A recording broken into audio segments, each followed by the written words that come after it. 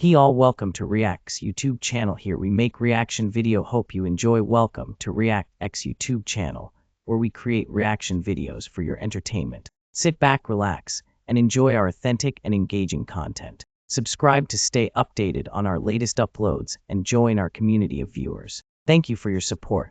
Air India Express Flight 812 is on its final approach to runway 24 at Mangalore Airport. The plane is unstable. It's flying in at a dangerous 9-degree angle and with excessive speed. At the end of the runway is a 200-foot cliff. The runway is short and there is no margin for error. But at this speed, they won't be able to stop and they might fall into the cliff. Go around, Captain. Please go around. But the captain doesn't respond. The clock is ticking. They need to go around now, but they don't. The plane continues hurtling towards the runway. What happens next? Let's find out. This is the story of Air India Express 812. Wings. It's 10 p.m. at Dubai International Airport. Air India Express Flight 812 is being prepared for its next flight. Passengers are boarding, luggage is being loaded, the plane is being refueled. In the cockpit, the captain and the first officer settle into their seats. It's supposed to be a simple 3-hour hop to Mangalore. The captain has flown into this airport 16 times before, and the first officer has done this 66 times. But tonight, something feels off. The captain stifles a yawn, signals to the stewardess. Can I get a coffee, please? He is just back from a 2-week break in Serbia, only returning 2 days ago. And his body clock is completely out of sync. The time zones are still messing with his sleep. And he wasn't even supposed to be flying tonight. It was a last-minute change. Air India Express had called him the previous day and had asked him to switch for a colleague. Okay, I'll do it. In 2010, Air India Express handled scheduling manually, with pen and paper. And these last-minute changes were part of the routine. But these last-minute changes took a toll on the pilots. Sometimes they were fatigued, and their judgment was blurred. If they had a platform like Odoo, things could have looked very different. Odoo is a simple, efficient and affordable platform that covers all your business needs, from scheduling to project management, inventory and websites. You can start with just the apps you need and add more as you grow. With the Odoo project application, you get a flexible solution to keep you and your team organized and on top of every detail. Through this comprehensive dashboard, you will have a complete view of projects with customizable stages and real-time updates. Use the Kanban view to move tasks like sticky notes for a visual pipeline, the Gantt view to see timelines, task dependencies and schedules, and the list view for an organized overview with batch action capabilities. You can even save and share custom views, giving everyone the information they need in just one click. For seamless collaboration, Odoo centralizes communication by using the chatter within the tasks, allowing you to email, add quick notes, or attach files directly to tasks through log nodes, all in one place. With Odoo, your first app is free for life, including unlimited hosting and support. It's a powerful way to manage complex operations, keeping your team organized so that nothing critical slips through the cracks. This story begins on the night of May 21st, 2010 at Mangalore International Airport. Here's the plan for tonight. Take off from Mangalore at 9:35 p.m, land in Dubai at 1 a.m, take off from Dubai again at 2:45 a.m, and return to Mangalore by 6:30 a.m. Easy peasy, lemon squeezy. A flight so routine you could do it with your eyes closed. The captain is Zlatko Glušića, a 55-year-old Serbian national. He is one of a handful of foreign pilots rostered by Air India Express. Next to him in the cockpit is 40-year-old Mumbaikar Harbinder Ahluwalia. In the back with the passengers were 4 other cabin crew members, but they won't play a part in the story today. The aircraft is a Boeing 737-800, equipped with a short-field performance package, allowing it to operate from airports with short runways, like the one here at Mangalore. The plane is just under 3 years old and it was delivered to Air India Express in January of 2008. Tonight's flights are going to happen late in the night, and most of it will occur in the window of circadian low, the hours between 2 a.m. and 6 a.m. where fatigue peaks and concentration dips. Air India Express typically conducts pre-flight medical checks for all pilots as required by DGCA. the Indian Aviation Authorities. However, there is a problem at Mangalore tonight. Air India Express does not have a medical officer on staff or on contract at Mangalore Airport, meaning no pre-flight medical exams are conducted for flights departing from Mangalore. While DGCA rules mandate medical checks for flight crews, the specific requirements are ambiguous and they are often interpreted differently by airlines. In this case, the pilots are asked to just self-certify their fitness to fly and no actual medical tests are performed. The plane then departs Mangalore on time and the outbound flight to Dubai proceeds uneventfully. Upon landing in Dubai, the crew spends about 1 hour and 22 minutes preparing for the return flight. Because this is a quick turnaround flight, there are no requirements for a pre-flight medical check in Dubai. The assumption is that the pilots have already been cleared at Mangalore. But today, that assumption is dangerously flawed. And now, as they prepare to take off for the return leg, the question looms. Are they truly fit to fly? The plane is now ready for takeoff on the runway in Dubai. The throttle is pushed forward, the engines roar to life, and the plane lifts off into the night. It is headed for Mangalore. On short flights like this, relief crews are usually not needed. The same two pilots will fly the plane for the entire 3.5-hour journey.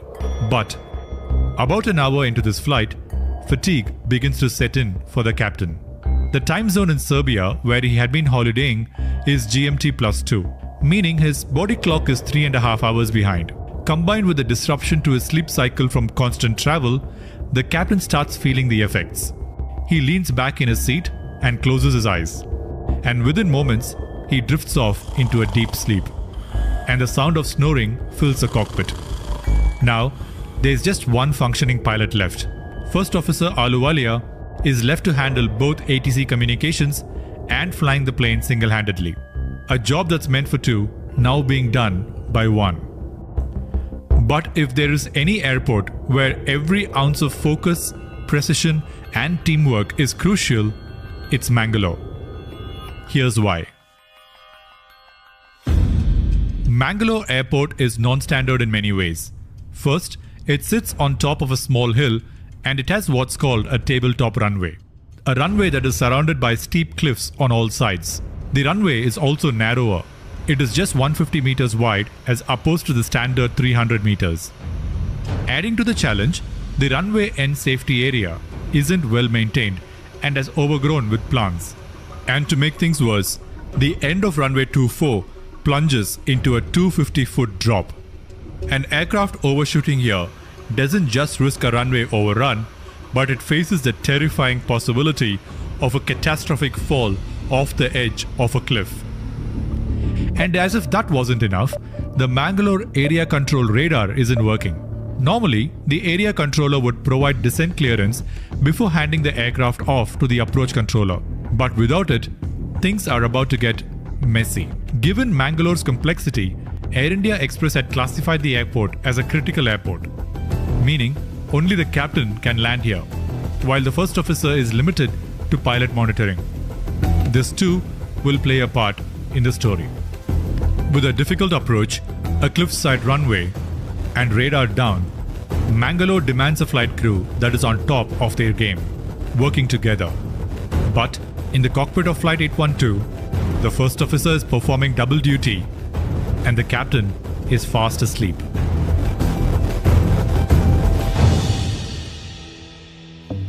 It's now 5:33 in the morning. The aircraft is at the waypoint Igama. ATC instructs the crew to prepare for an ILS DME arc approach into runway 24. Alright, so what's a DME arc approach? During a standard ILS approach, an aircraft aligns with the runway centerline and descends along the glide slope in a straight line towards the runway. However, when obstacles like hills, mountains, or restricted airspaces are present near the airport, a straight-in approach might not be possible. In these cases, the aircraft may follow a circular DME approach at a fixed distance from the airport. The aircraft follows this arc until it can safely intercept the localizer to align with the runway. This method ensures the aircraft avoids hazards while still guiding it towards a safe landing. Here in Mangalore, the Kudremukh Hills are just to the east of Mangalore Airport, and in order to avoid it, an arc approach is necessary for runway 24. The DME arc approach demands more concentration and skill from the pilot. It's not inherently difficult.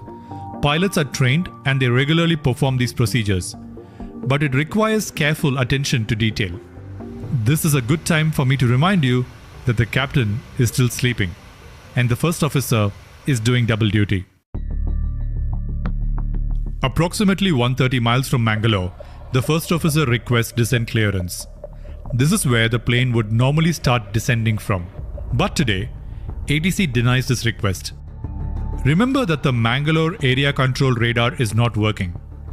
Without radar, ATC resorts to a manual system called Standard Procedure Control.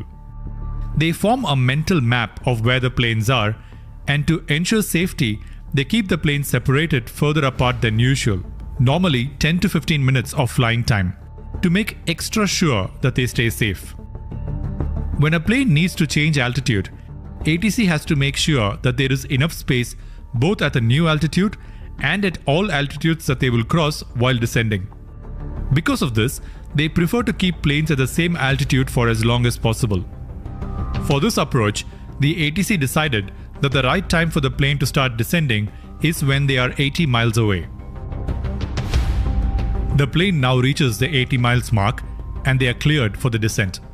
The first officer taps the controls, initiating the descent to 7,000 feet. The flight crew is trained to descend from such short distances. They know the plan. If they remain too high, they must enter a holding pattern to lose altitude.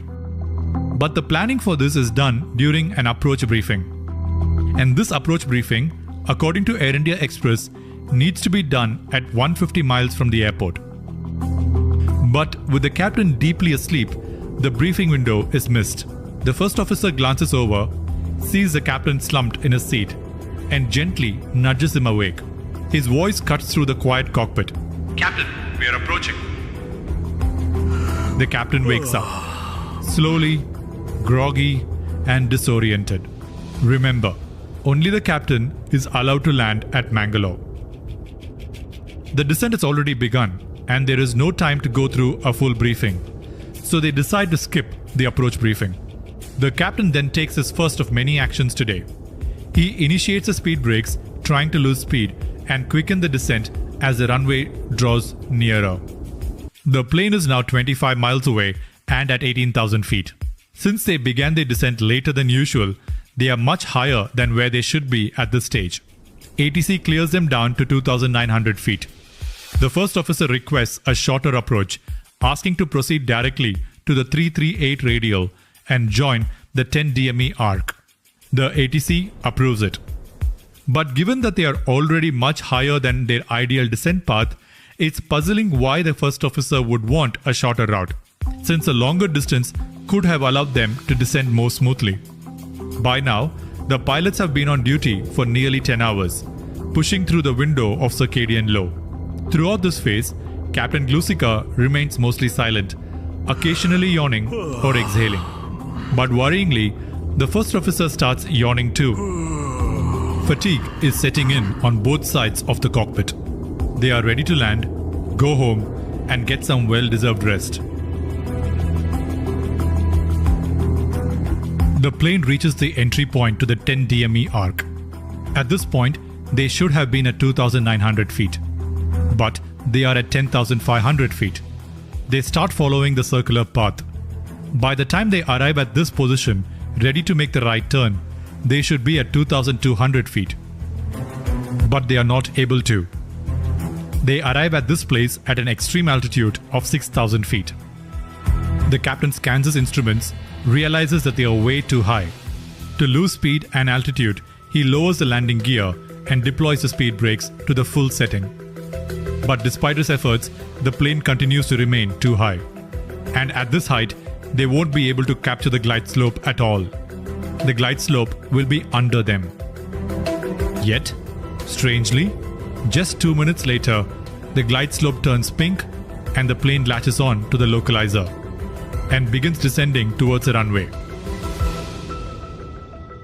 But wait, how did that happen? What has happened is that they have captured the phantom 9-degree glide slope instead of the correct 3-degree glide slope. And this has caused the plane to start descending at a terrifying 9-degree angle, almost 3 times the normal. For an alert pilot, the steep angle should have been a clear sign that they were on the wrong path. But this crew completely misses the clues. For a more detailed explanation of the 9-degree glide slope, please watch the story of Pakistan Airways 8303. The steep angle of approach is causing the plane to speed up. At 10 miles from the runway, the captain instructs the first officer, Give me flaps 10. in an attempt to reduce speed, but they are flying way too fast for flaps 10. The first officer hesitates, and he questions the captain. Are you sure? Flaps 10? Captain says yes, and the first officer sets flaps 10. At 7.5 miles, the plane should be at 2,000 feet, but they are at 5,000 feet. At 4 miles, they should be at 1,500 feet, but they are at 3,200 feet, more than twice the altitude that they should be at. The plane continues to descend at a crazy rate. At this point, the crew should have recognized that they are too high and they should have initiated a holding pattern to reduce altitude. This would have been a part of the approach checklist which they failed to perform. 3 miles from the airport, flaps 40 is selected, and before landing checklist is completed. They should have been at 1,200 feet, but they are at 2,800 feet. The plane's descent rate has increased from 1,000 feet per minute to 2,000 feet per minute. The first officer identifies that they are not stabilized. We're too high, Captain. Runway is straight down. But they continue with the approach. Pull up. Pull up. 2 miles from the airport, the captain disconnects the autopilot and takes manual control. At this point, they should have gone around. The approach is entirely unstable. And with the speed at which they are approaching, they run the risk of not being able to stop the plane in time, given how short the runway is. 1.5 miles away. It's only now that the captain has realized that they have captured the 9-degree glide slope and not the 3-degree glide slope. Wrong localizer. Glide path. The cockpit fills with warnings. Sink rate, pull up, repeated over and over. The captain ignores them. Oh my god. But still, he pushes forward, fixated on landing. A worried first officer suggests once again, Captain, go around. We're unstable. but no. The captain disagrees and overrides the first officer, and the first officer doesn't take control because he is not allowed to land in Mangalore. 1 mile away. The runway is in sight now. They are still too high, too fast. The captain leans into the descent, pushing the column forward. The plane dives, now dropping at a harrowing 4,000 feet per minute, incredibly close to the ground. Alarms fill the cockpit. The ground proximity warning system is screaming. Automated calls one after the other. Last-ditch pleas to act. But neither pilot acknowledges them. They press forward, not properly aligned with the ILS path. The captain is stuck in a psychological trap known as plan continuation bias. The urge to stick to a plan even when everything screams otherwise. Despite every signal, he's committed, locked into the landing. The runway lights grow larger. In the tower, ATC radios in, sensing that something is wrong. Express 812. Can you confirm established? Instead of reporting accurately, the captain instructs the first officer to respond with affirmative. With the confirmation, the tower grants clearance and advises, Express 812. Clear to land. Winds calm. even as they are given landing clearance, the plane is still descending at 4,000 feet per minute. They are at 700 feet as opposed to the standard 300 feet where they should be at. Alarms continue ringing in the cockpit. The plane crosses the runway threshold at 200 feet at a blistering 160 knots, well above the target speed of 144 knots. The plane floats past the touchdown zone, burning up precious distance on the short tabletop runway. The first officer makes a final desperate plea, Go around, Captain. We don't have runway left. but the captain doesn't pull up. First contact. The right wheel hits the runway, 4,500 feet from the start. The plane bounces, then settles again at 5,200 feet. More than half the runway is gone. The situation is dire. They have just 2,800 feet left to stop. The captain's grip tightens on the controls, eyes fixed on the end of the runway. 10 seconds left. Just 10. The cliff's edge is closing in, with no room for error. The auto brake is set to 2. It should have been set to max for maximum braking. The captain deploys the reverse thrusters and slams on the brakes. The engines engage the reversers, but the plane is still hurtling down the runway. Too fast for comfort. Too close to the edge. With the runway edge rapidly approaching, the captain makes a split-second decision. He stops the reversers and tries a last-ditch attempt to go around. He pushes the throttles forward and the engines surge. But it takes a fraction of a second to spool back up to speed. Seconds that they don't have. And it's too late. They are not going fast enough to take off, and they are not going slow enough to stop safely. The last minute extra thrust from the engines cancels what little braking power they had left. The cliff's edge is seconds away. The plane barrels forward, and time slows. The plane enters a poorly maintained racer. The right wing smashes into the ILS antenna. "Hold on," someone shouts. The plane smashes through the boundary fence. A final jolt. The Boeing 737 leaves solid ground. The cliff drops away and gravity takes hold. The plane falls down. Impact. The plane shatters in the gorge, torn apart by the force. Fuel tanks rupture. Flames explode. Smoke fills the air. Debris is scattered across the ravine. And the plane splits into 3 sections. The plane has come to a rest about half a kilometer from the boundary fence. And due to the impact and the fire, the plane is entirely destroyed. Emergency services are scrambled, but the terrain is brutal and they are remote. Minutes tick by. Local villagers drawn by the crash arrive at the scene. They become the first responders.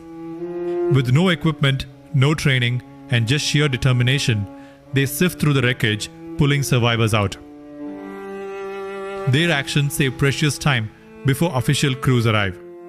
But it's a sad scene. Out of 166 souls, only 8 survive.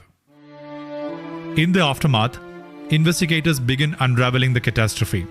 They piece together data, listen to the cockpit voice recordings, and they discover a haunting truth.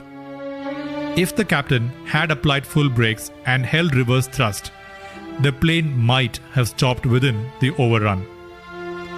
But his last-second choice to attempt a go-around, a move that the rules prohibited, sealed the fate of Flight 812. Throttles forward, brakes released, just when they needed them the most. A plane is on fire. Mayday, mayday, mayday. The captain has just heard a deafening bang from the cargo hold. There is smoke seeping into the cockpit. Alarms are blaring. Instruments are failing. They are losing control of the plane. The ATC is on the line, helpless. Is it in the back? But behind the scenes, something far more dangerous is unfolding. A chain of events that will spark decades of speculation, government cover-ups, conflicting reports, and whispers of something far more sinister. Led to such a disaster. The fact that only 8 survived makes it even more tragic. The safety changes after this crash have made flying safer, especially at airports like Mangalore. It's a painful reminder of how crucial proper rest and training are for pilots. Let me know your thoughts in the comments. Do you think more should be done to prevent accidents like this?